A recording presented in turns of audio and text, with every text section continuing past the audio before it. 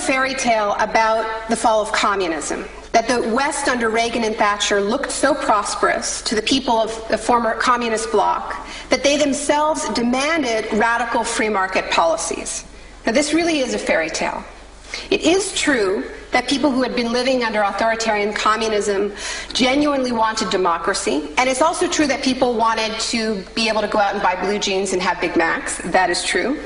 But that does not mean that they wanted the kind of Wild West capitalism of oligarchs gone mad and no social protections that so many Eastern Bloc countries actually ended up with and suffer under to this day. Thatcher had done everything she could to break the power of the unions in Britain.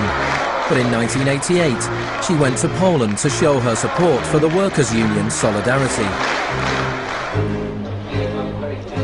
How do you see the process from where you are now to where you want to be? Strikes in Poland led to Solidarity being allowed to contest a general election in June 1989. This triggered a wave of demonstrations throughout Eastern Europe.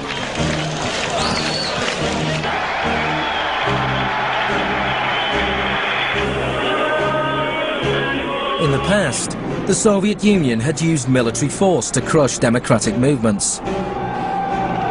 But the Soviet Union had a new type of leader, Mikhail Gorbachev, who was committed to glasnost and perestroika. He talked about a third way, a gradual transition to Scandinavian-style social democracy, something between free market capitalism and communism. Gorbachev charmed the public and politicians of the West. He's a bold, a determined and courageous leader. Gorbachev stood and watched as one by one the old communist regimes collapsed.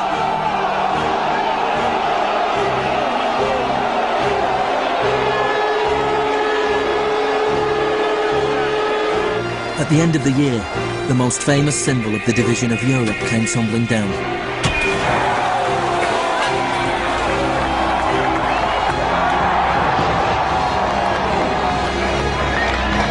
For Friedman and the Chicago boys, a whole new world opened up. In the Soviet Union, Gorbachev was hoping to gradually reform the Russian economy. In 1991, Gorbachev was invited to the G7 summit in London. He was hoping for financial support for his gradual economic reforms. Instead, he was told that unless he embraced radical shock therapy, there would be no aid at all. That's not a little close. The next month, there was a coup attempt against him. A group of Communist Party hardliners placed Gorbachev under house arrest in his holiday home in the Crimea. Tanks surrounded the White House, the Russian parliament.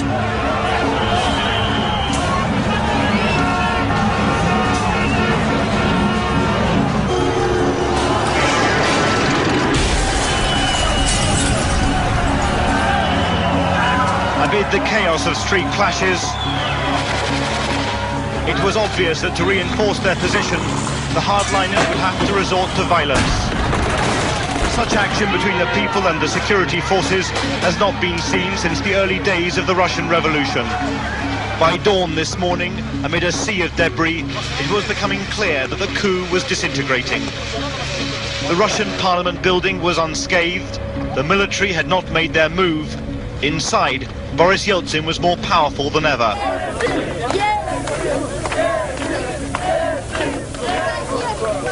This was Yeltsin's finest hour.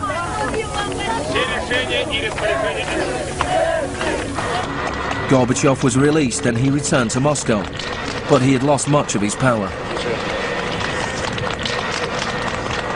Я выражаю признательность за принципиальную позицию россиянам, президенту России Борису Николаевичу Ельцину.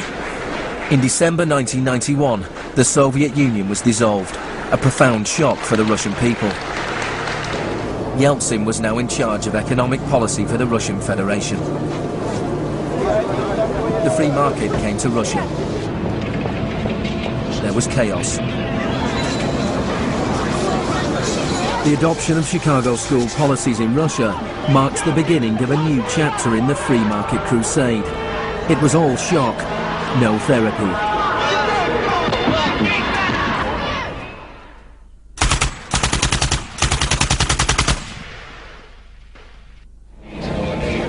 Despite the public efforts to promote popular capitalism, the reality was a small handful of businessmen made vast fortunes. State industries were sold off at bargain basement prices. The Russian press dubbed Yeltsin's advisors the Chicago Boys.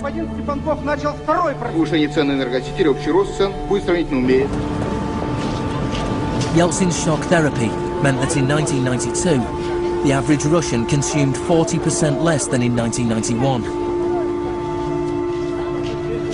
A third of Russians fell below the poverty line, and wages weren't paid for months. One expert today predicted 140 million Russians will soon be living below the poverty line. Corruption was rife. Organised crime boomed. Moscow became the new Wild West.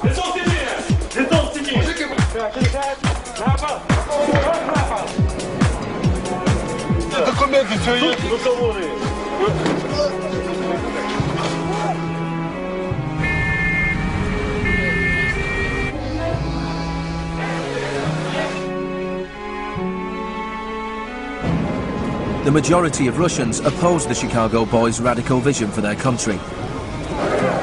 In March 1993, Parliament made a crucial decision. It voted to repeal the special powers it had given to Yeltsin. Yeltsin declared a state of emergency.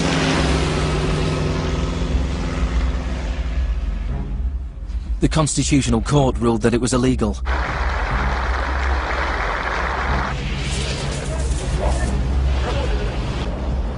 On September 21st, Yeltsin took the Pinochet option and dissolved Parliament. Сегодняшнего дня прерывается осуществление законодательной, распорядительной и контрольной функций съезда народных депутатов. The West threw its weight behind Yeltsin.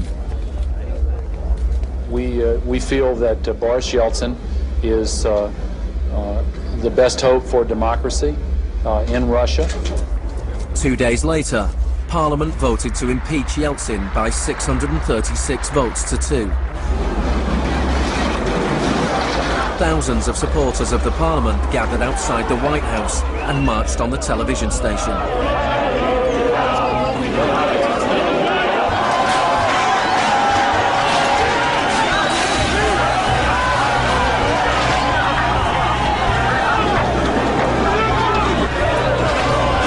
It looked like the supporters of Parliament were winning.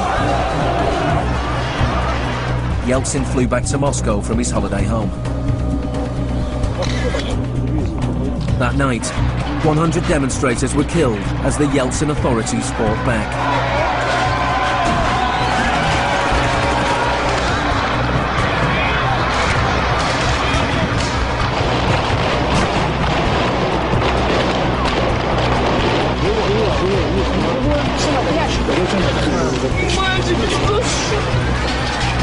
On the 4th of October, he ordered troops to storm the White House, shelling the very building he had defended 2 years earlier.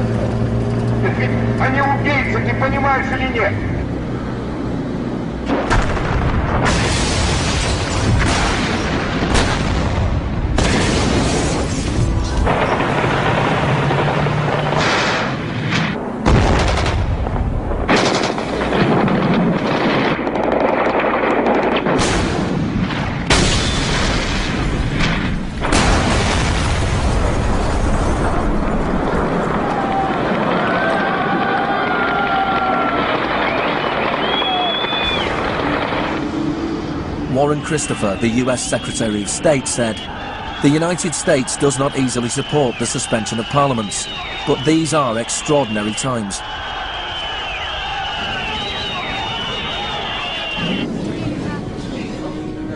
Yeltsin now had absolute power. With the advice of his Chicago boys, he ruled through a form of crony capitalism. Even more state industries were sold off. creating a new class of billionaire businessmen with huge political influence, the oligarchs. By 1998, 80% of Russian farms were bankrupt and 70,000 state factories were closed. In 8 years, the number of people living in poverty increased by 72 million. Meanwhile, Moscow would go on to have more billionaires than any other city in the world.